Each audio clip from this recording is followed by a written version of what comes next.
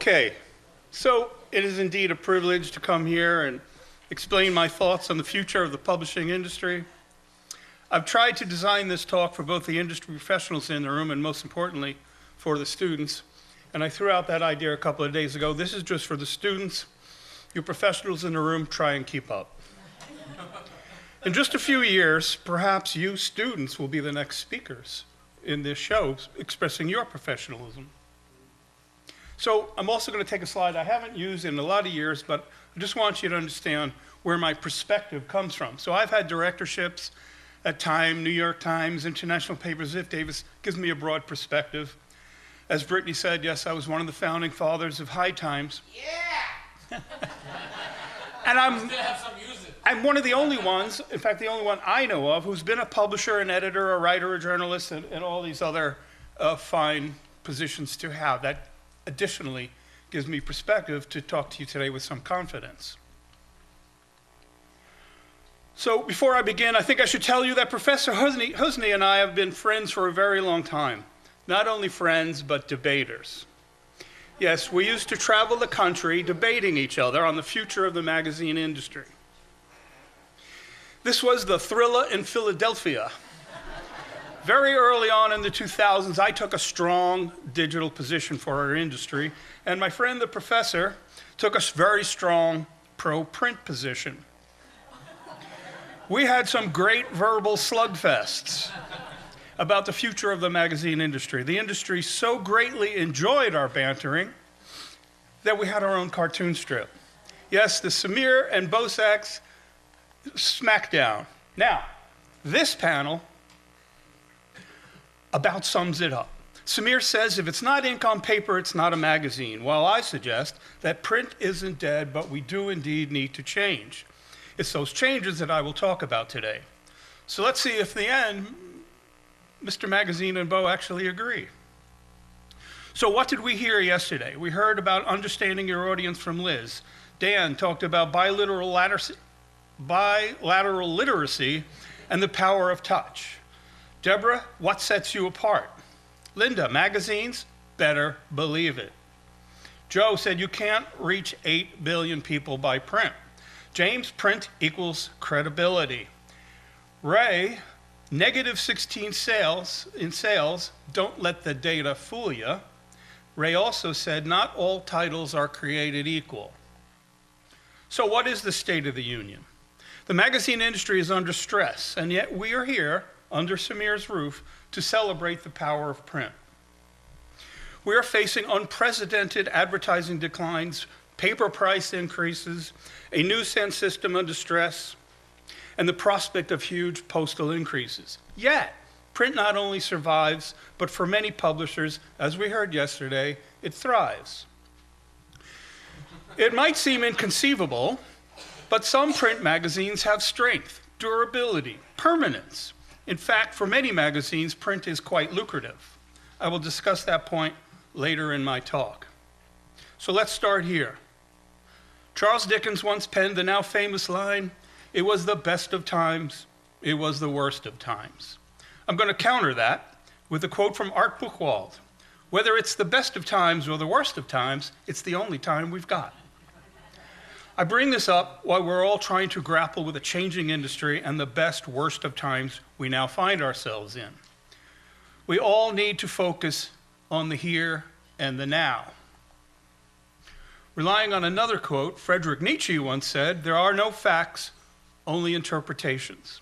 That comes mighty close to our understanding of the magazine industry today, at least when it comes to the various reports we constantly read on the subject. How many headlines have you seen in the report, print is dead, print is alive, print is vibrant, and back to print is obsolete? I know I'm not following Linda's orders. Had I only known that yesterday. These types of headlines appear relentlessly every day. It's enough to make a grown man cry, and indeed some do. So what does it mean? Can both concepts, death and vibrancy, be correct? The obvious answer is yes. It's all a matter of perspective. Falling back on yet another famous, underappreciated quote from the publishing prophet, George Carlin, Some people see the glass half full, others see it half empty. I see a glass that's twice as big as it needs to be. And there you have it. The expectations in the glass that holds a print industry needs to be adjusted to a smaller container to fit into the current conditions and time that we work in. In these times, the smaller the niche, the better the chance for survival. There was a time in the magazine industry when almost every publisher, large and small, worked from extremely similar business plans. We were all in a highly definable, easily explained magazine publishing business. Nowadays, I'll bet there are no two business plans alike. The complexities and unlimited diversity of information delivery platforms in the magazine media business makes every business exploration for revenue uniquely different. There once was a time when there were rules and an established pecking order. If you were in TV, radio, or print, you knew the process and the possibilities of your profession. Each method of communication had pluses and minuses, boundaries, and well-trodden logical pathways to reach the consumer and make a profit in the process. One might also say there was once relative business stability. What makes the current state of affairs so different is the evaporation of boundaries, rules, and stability. There is little distinction between modern magazine media publishing, TV, and radio because they're all streamed. Print or offline media is obviously not streamed, and that's its problem, its joy, and the reason for its continued success. It is stuck in an old-style world of rules and boundaries. While connected, digitized communicators are completely free range. For many, the nostalgic rules of print are deemed as a blessing and satisfying in their permanency. Like I said before, the best of times and the worst of times. But the old rules, in some ways, limit print's value. Most importantly, to the vagaries of young, inexperienced media buyers. We have proof that print is still a good buy, but in aggregate, as an industry, media buyers buy less of it each year. Nevertheless, there are plenty of print sectors doing quite well, as we have seen and heard here in Oxford. This new freedom from rules and order has its problems too, most notably fraud, in the grandest of proportions. Now that we are in a digital space race, it shouldn't surprise anyone that scamming is everywhere. Scamming is nothing new, except the absolute scope and size of the enterprise. We all know we're talking about tens of billions of dollars. Tens of billions. With all of print's old, almost innocent shenanigans of rate base and pass-along numbers, we never achieved success like that which is happening online now, and it's a wonder to behold. It's a wonder to me that the advertising industry has enough slack to absorb billions of dollars of waste. I don't understand. I'm going to go into great detail about this fraud in a few minutes, but I will say here, it is the brand and permanence of print that will help your magazines be successful. I'm going to share a wide range of data and observations about our industry, but the bottom line, as I see it, is good and positive future for anyone in the magazine media business, and that, of course, includes print. So what do we need to understand? Where will the magazine business be in 5 or 10 years? Where were we 5 years ago? And for that matter, where are we now? And does looking back give us perspective for an accurate forecast for the next 5 or 10 years? In 5 years, okay, shoot me if it's 10, most successful publishing businesses and technologies will morph almost beyond recognition from our traditional heritages, with the exception of one technology that won't be changing anytime soon. And that is that words have to be read on one substrate or another.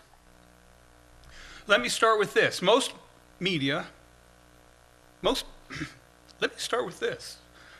of the media universe will have continued its trajectory from organic substrates.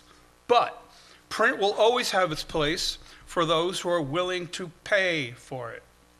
those printed products that do remain in 5 or 10 years will be very profitable. Especially those special interest niche magazines will have great longevity.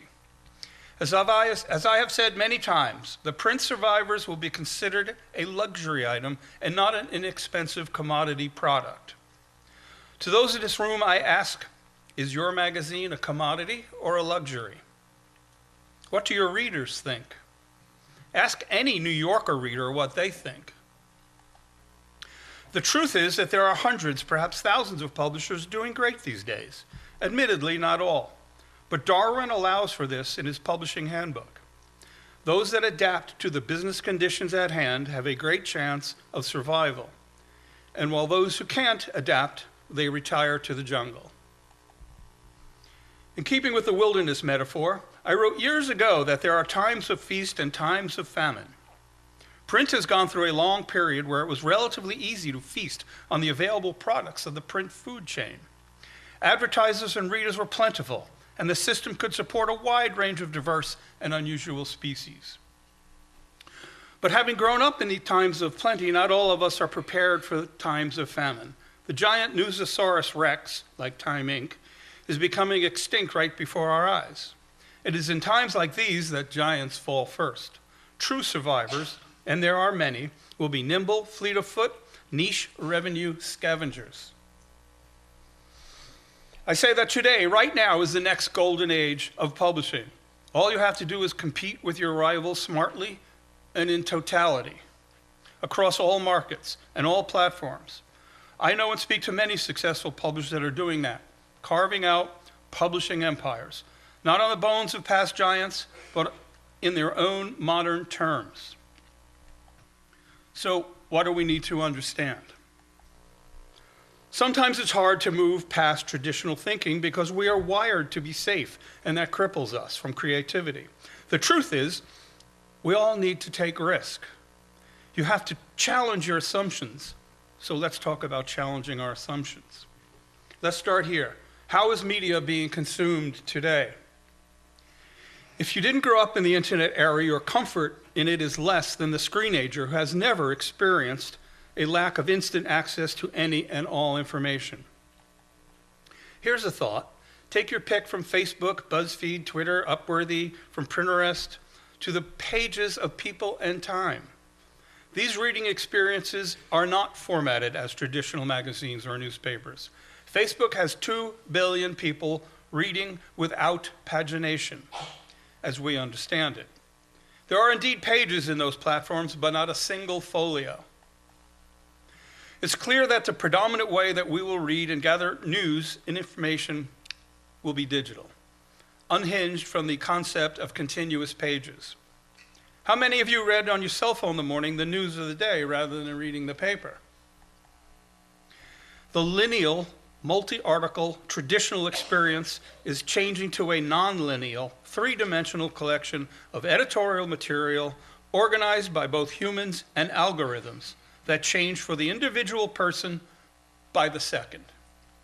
Every editorial offering will be delivered as a unique, ever-changing, personalized assortment of information and entertainment.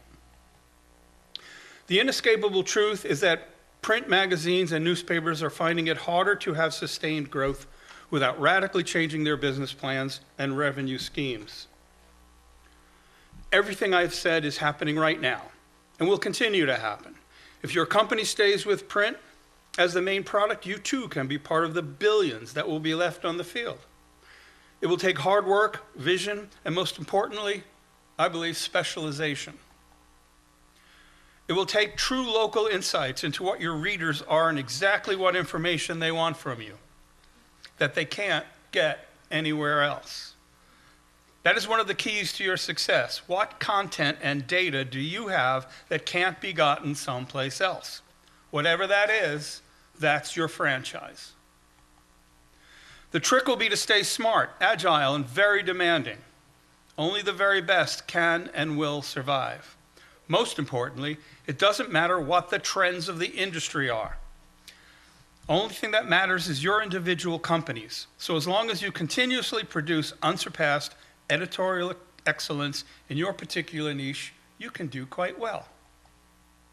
Without a doubt, our reading audience is evolving. Understanding what your reader actually expects from a book, a magazine, or a newspaper is now changing all the time. There are constantly new ways to monetize that reader's expectations. The first thing we need to understand in today's media business environment is that attention is monetizable. But perhaps even more important is that not all attention gets meaningful ROI results. I'll get back to that idea in a few minutes and explain, indeed, how print is strong. Everyone in this room has a smart device, perhaps even two, that knows more than we do, that gives us access to a world of information and people. Think of what is happening this way. By 2021, nearly 90% of all internet traffic will be from smartphones. That is both an amazing statistic and one to keep in mind. An important part of how media is being consumed in today's environment is to know exactly what we do with our time with media. That's been mentioned several times in the last few days. Here's a chart released by eMarketer. It shows that we spent 4 hours each day with digital devices in 2012. And we'll spend 6 hours each day in 2018 on digital. It also shows that in 2012 we spent 40 minutes per day with print. And we are forecasted to spend 26 minutes with print in 2018. This parallels the famous annual report of Mary Meeker on trends. As you can see, this is from 2010. A few key data points. Look at print. It received 8% of all the time spent with any media in 2010. And print had 27% of the advertising spend. Here's the latest chart, 2016, 6 years later. In the past 6 years, the amount of time spent using mobile devices for digital media consumption has exploded from less than an hour in 2010 to almost 5 hours in 2016. As you can see, we have lost 50% of the time spent with any media, and quite a bit of advertising too. Remember that these are aggregate numbers. There's plenty of successes going on, but it's good to know the trends. So keep in mind that there are print winners in this mix, and averages never tell the whole story. I postulate that the 4% of time spent with print are valuable and precious, minutes off the grid. Our strength is the total focus that print provides. I'll talk about that too in a few minutes. So what's going on? What we now know is that technological growth that once took multiple generations to achieve now happens in months. Technology is evolving at such an accelerated rate that we really have no chance of keeping up with it. Not legally, not legislatively, not socially, not strategically, in fact, hardly at all on any meaningful level. We are not just experiencing a digital revolution, it's a social revolution. Last year, The Economist unveiled the results of a new set of research in media consumption habits of young people. The critical point they found was that people no longer draw a distinction between new media and legacy media brands.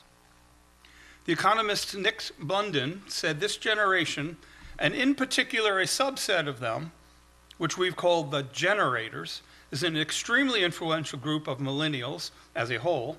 About 1 in 3 millennials falls into this new categorization called generators. And what we found out about the generators is that they're some of the most sophisticated media consumers the world has ever seen. And importantly, they're as willing and likely to use traditional media as they are to use new media. When it comes to content, they are interested in all different kinds of content and all different kinds of topics. They consume more media than any generation that's gone before us. That's good news. And the way they consume it is more varied, including print. So, what isn't different? Reading. According to a third-party study by the MPA, a high of 90% of Americans are still reading print magazines. When directly asked what their preferred format for reading is, respondents said they routinely prefer paper. This makes me ask, what about the time spent with media charts? I think the answer lies in the niche experience of many quality titles. As an example, last year I gave a keynote to the City Regional Magazine Association. What a great group. They're thriving in print, like so many other enthusiast titles. So success comes down to what category your title is in. For continued and ongoing success in print, the nichier, the better. Which brings me to, what is a magazine? A magazine is a collection of assorted pleasures, a storehouse of information, both in tiny buckets or long-form reading that comes to us entirely sorted and collected without our participation. Somebody or somebodies delivers to us an organized collection of opinions, perspectives, facts, and constructs of another mind, or perhaps a collection of minds. This way we are offered a chance at premeditated discovery, the chance of intentionally constructed serendipity. When picking up a magazine, it is a determination and declaration of premeditated reading. Now let's talk about reading and advertising. Having lived through amazing transformations and reimagining across the entire media industry, we have, in the span of a few years, accepted that content and attention span has emerged as a central currency linking brands and the public. As a result, sweeping changes in media, advertising, and technology are in motion. Marketers and publishers are working closer together than ever before, and well, they should. And we've seen a lot of that in the last 2 days. What else should we consider? Does science matter in making media decisions? Let's take a look. We heard yesterday from Dan the haptic experience between print and digital is mainly a different feel, a different sensation, and perhaps above all else, a different expectation. Print doesn't offer distractions other than the words and thinking on the page. Well, the digital experience definitely does. Just knowing that you can click and go everywhere is very seductive. Even if you can stay focused, you know in the back of your brain that you can travel beyond your current involvement. With print, the expectation is built right into the product as a linear and fixed with no possibility of surfing beyond the next page. This firm foundation is in the background of your brain when you're reading on paper. Those particular expectations make for different reading experiences. Here's the science of what we know. Paper stimulates a stronger emotional response. Memory comprehension is better when reading on paper. Paper is more action-oriented than digital because its physical format stimulates mental processes that guide the consumer's behavior. I think a case can be made that reading on the web requires a modern kind of discipline to actually finish the article you started to read, whereas in print, there's no place else to go but finish what you picked up to read. Not everybody finishes every article regardless of the substrate. To get readers to finish anything containing words requires good writing, good editing, and a compelling subject. It's addictive content, properly constructed and distributed, that brings success to any magazine in print or on the web. It's that simple, and it's that hard. When asked how much trust they attach to advertising from the MPA study of various media, consumers gave magazines and newspapers a score of 63%, TV 41%, and the internet 25%. What's interesting is that the so-called traditional media such as direct mail and catalogs outscore social media and the internet respectively. Despite important changes in media consumption in recent years, consumers continue to have the most trust in advertising in magazines and newspapers. It seems the power of the printed word still rings true and should have great value when evaluating your advertising and media mixes. So, I asked you a few slides ago, with all that information, does science and data count when it comes to advertisers these days? No. This yellow line is revenue from advertising agencies. The purple line is us, as in periodicals. The agencies have left us behind, and I'm going to go into some reasons why that is. Clearly, advertisers think little of the science that Dan and I have just talked about. So what else do we need to understand? Here's the important stuff. America has changed.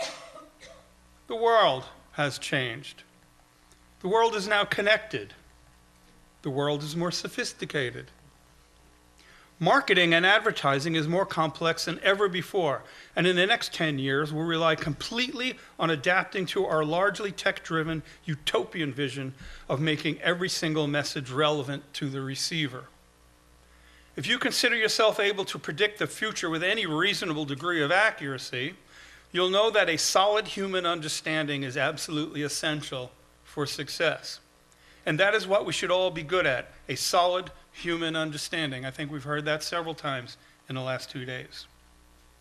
Over the next 10 years, advertising and marketing will move from communicating to predicting, based on real-time human needs.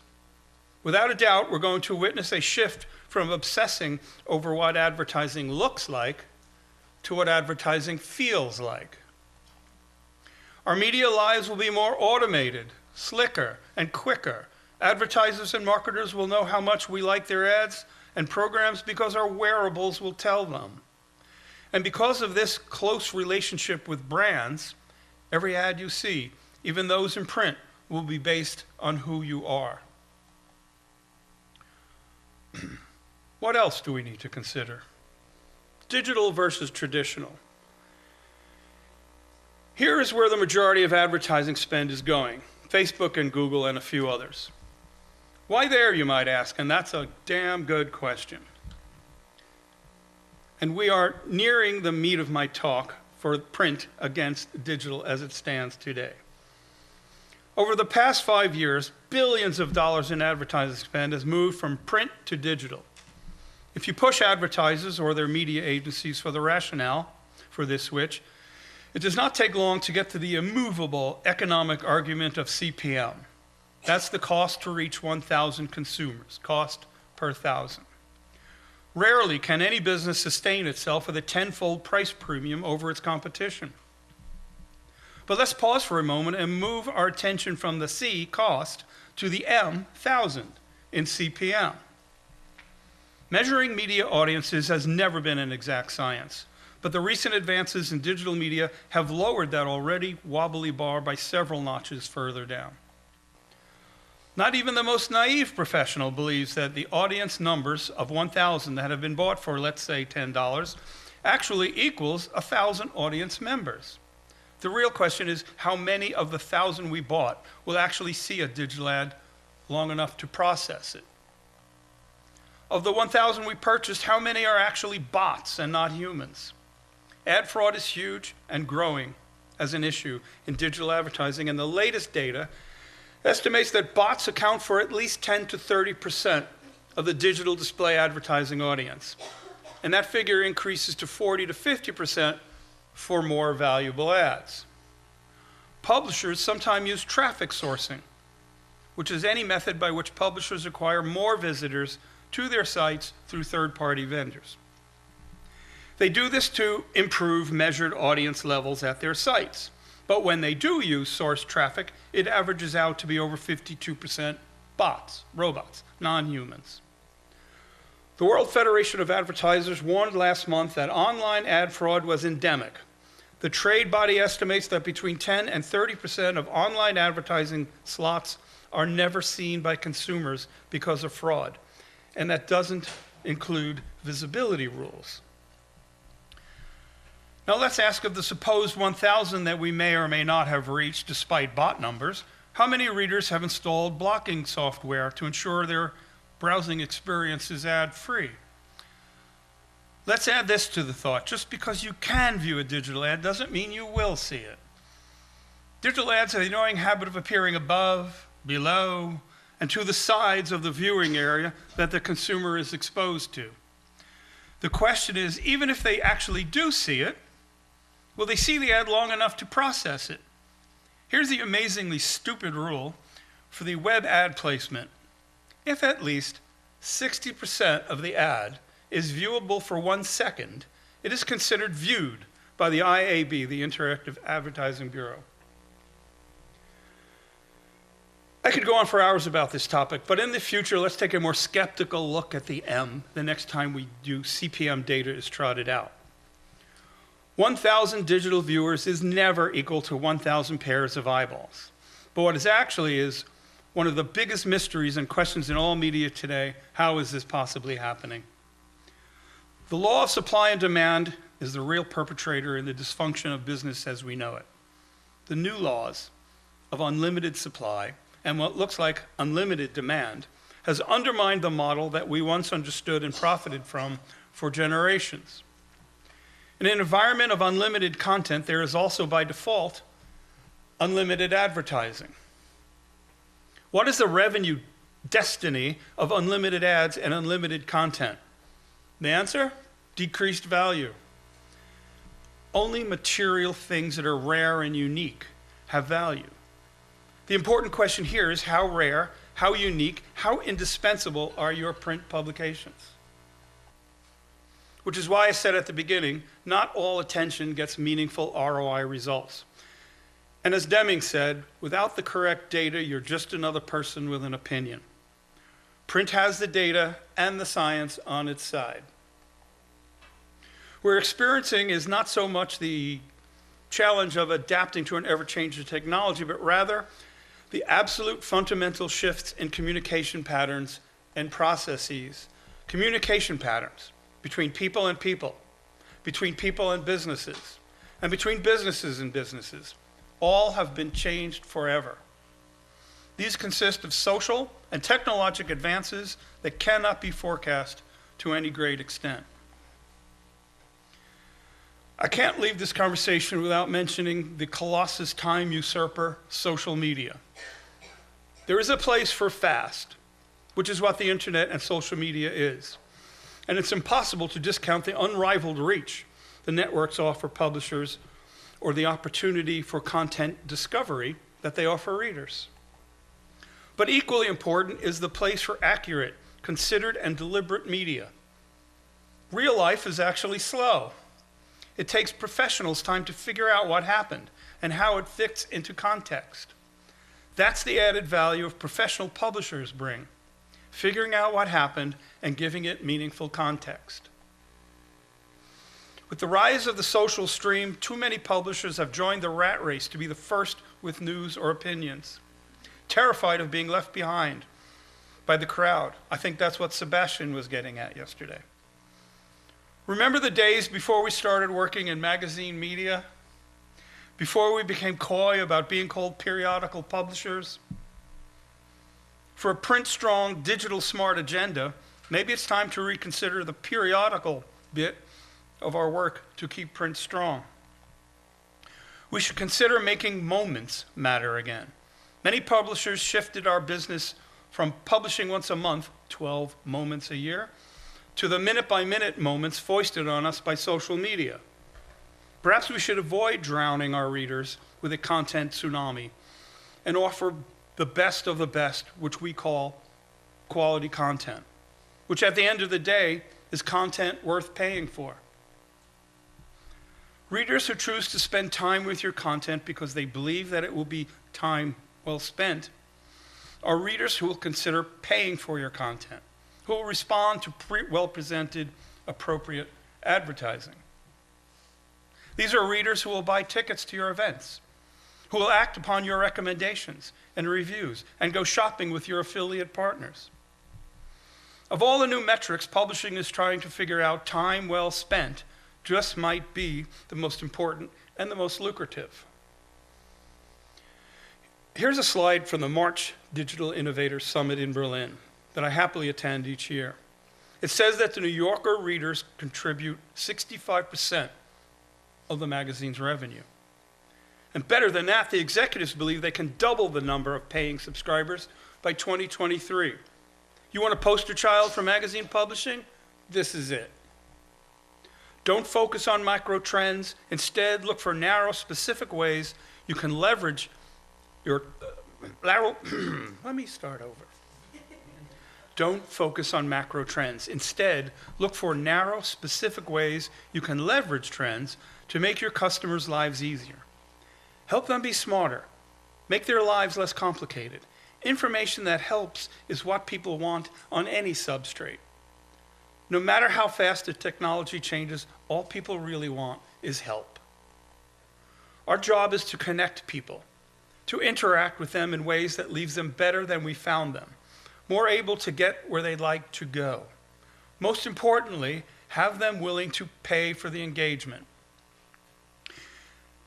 It's easy to predict the future of the internet with abstract cliches and statistics. It's more important to think about the ways that you can use the technology to build tighter relationships with your customers, including your print customers. Many speakers said that today and this morning. So let's review. The science proves that the haptic experience of print is real and positive. Remember that CPMs are totally suspect. Stay alert to how media is being consumed. Remember the new formula that attention is monetizable.